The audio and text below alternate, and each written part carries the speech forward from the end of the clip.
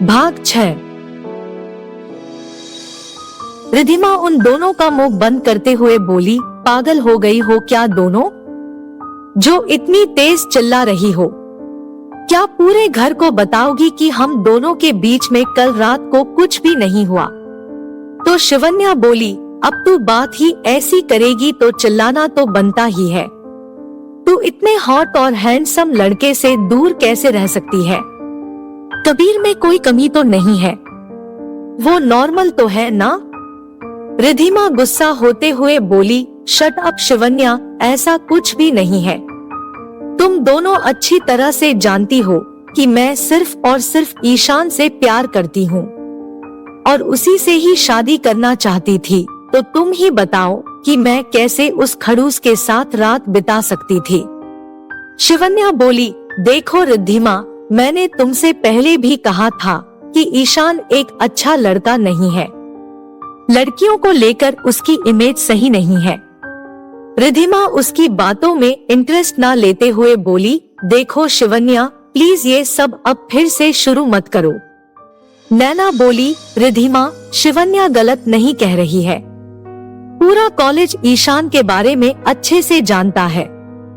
हर कोई जानता है कि वह सिर्फ लड़कियों को घुमाता है।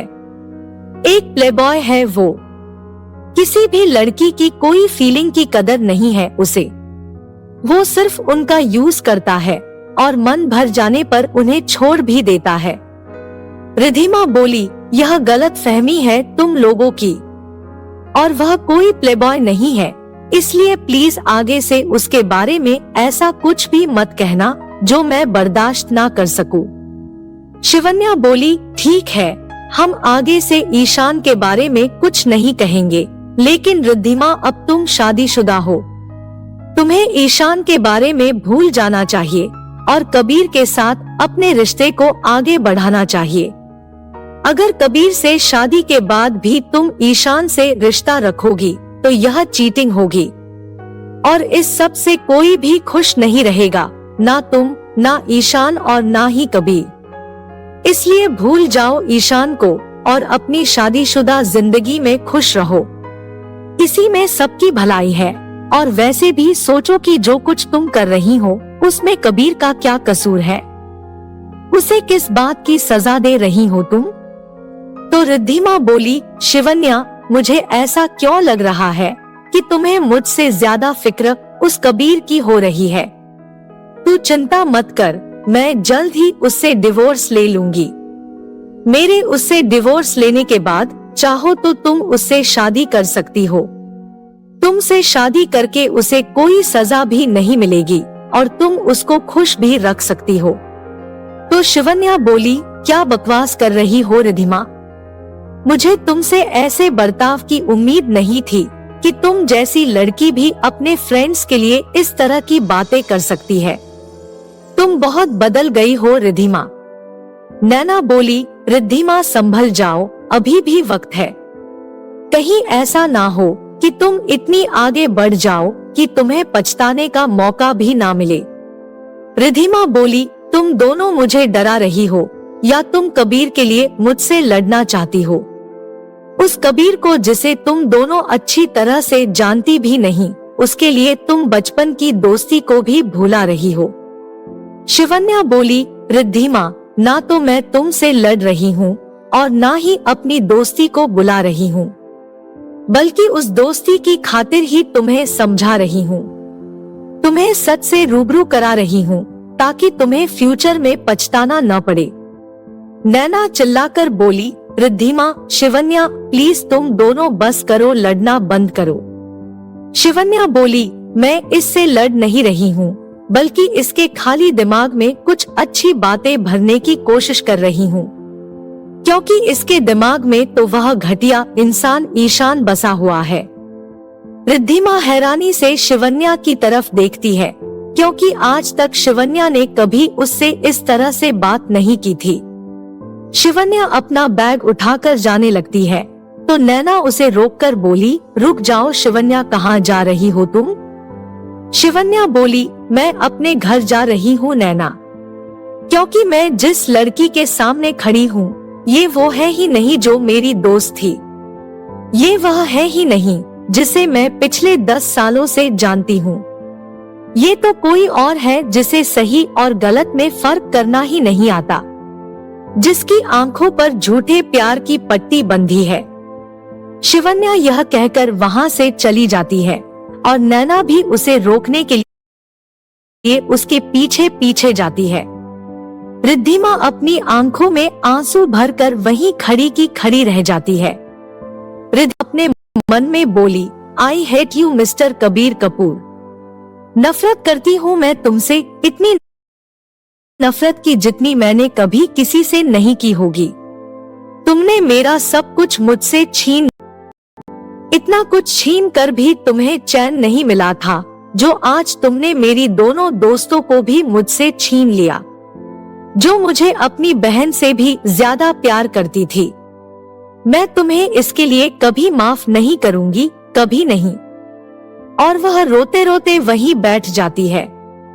रात को रिद्धिमा कबीर को मैसेज कर देती है कि कल वह उसे लेने ना आए, क्योंकि वह कल सुबह कॉलेज जाएगी और फिर कॉलेज से ही घर खुद ब खुद आ जाएगी। अगले दिन रिद्धिमा सुबह जल्दी उठकर तैयार हो जाती है। वह आज अपने शादी से पहले के कपड़े ही पहनती है। वह साड़ी पहनकर तो कॉलेज नहीं जा सकती थी। वो उन्हीं कपड़ों में से कुछ कपड़े अपने एक बैग में पैक करती है और उस बैग को अपनी गाड़ी में डाल देती है और नाश्ता करके खुद भी कॉलेज के लिए निकल जाती है। उसने ब्लू कलर की चेक शर्ट और ब्लैक जीन्स डाली हुई थी, अपने लंबे बालों का पोनीटेल बनाया हुआ था, हाथों में लाल रंग का चूड़ा और मांग में सिंदूर। देखने में वो बहुत ही क्यूट और सुंदर लग रही थी। जैसे ही वो कॉलेज पहुंची, सब उसे घूर कर देखने लगे। वह सीधे कैंटीन की तरफ बढ़ गई। जैसे ही वो कैंटीन में पहुंची, उसके आसपास आते जाते लोग उसे घूरने लगे और आपस में ही खुसर पुसर करने लगे। काफी देर तक तो रिद्धिमा यह सब बर्दाश्त करी रही, लेकिन जब उसके बर्दाश्त की हद खत्म हो गई तो वो जोर से चिल्ला दी, ऐसे क्या घूर कर देख रहे हो? हाँ, शादी हो गई है मेरी, शादीशुदा हूँ मैं, और मेरी शादी हुई है शहर के सबसे रईस, हॉट और handsome business tycoon Kabir Kapoor से। समझ आई या और कुछ जानना है तुम सबको? और अगर तुम सबको इस बात से कोई प्रॉब्लम है तो अपनी प्रॉब्लम को अपने पास रखो, क्योंकि मुझे इससे कोई लेना देना नहीं है। और हाँ, अपने दिमाग में मेरे बारे में कोई भी घटिया ख्याल लाना भी मत, क्योंकि मैं तुम जैसी लड़कियों की तरह नहीं हूँ जो हर वक्त अमीर लड़कों के पीछे भागती रहती है। उसने शिवन्या और नैना को एक टेबल पर बैठे देखा और जाकर शिवन्या के सामने बैठ गई। उसके वहाँ बैठते ही शिवन्या जैसे ही उठने को हुई, रिद्धिमा बहुत तेज गुस्से से बोली, शिवन्या यहाँ से उठने की हिम्मत भी मत करना, चुपचाप मेरे सामने बैठ जाओ। शिवन्या बोली, तुम मुझे ऑर्डर दे रही हो और मैं तुम्हारी बात क्यों मानूं? यह सुनकर रिद्धिमा अपनी जगह से खड़ी हुई और जाकर शिवन्या के गले लग गई और उसे उसने कस के पकड़ लिया। रिद्धिमा बोली, मुझे कोई फर्क नहीं पड़ता कि कल तुम्हारी और मेरी कितनी लड़ाई हुई है और कितनी नहीं। मैं बस इतना जानती हूँ कि I love you than anything more. Shivanya बोली, और मैं भी कल तुमसे कोई लड़ाई नहीं कर रही थी। रिद्धिमा बोली, बल्कि मैं तो तुम्हारे दिमाग में कुछ अक्ल की बातें डाल रही थी, लेकिन मैं तो भूल गई थी कि तुम तो निहायती महाबेवकूफ लड़की हो। रिद्धिमा बोली, अब तुम मुझे माफ भी कर दो। शिवन्या बोली, हम तीनों के बीच में यह सॉरी और थैंक यू कब से आ गया?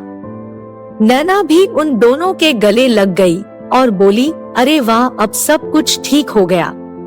तभी रिद्धिमा के फोन के मैसेज की बीप बजती है और एक मैसेज आता है जो कि ईशान का होता है।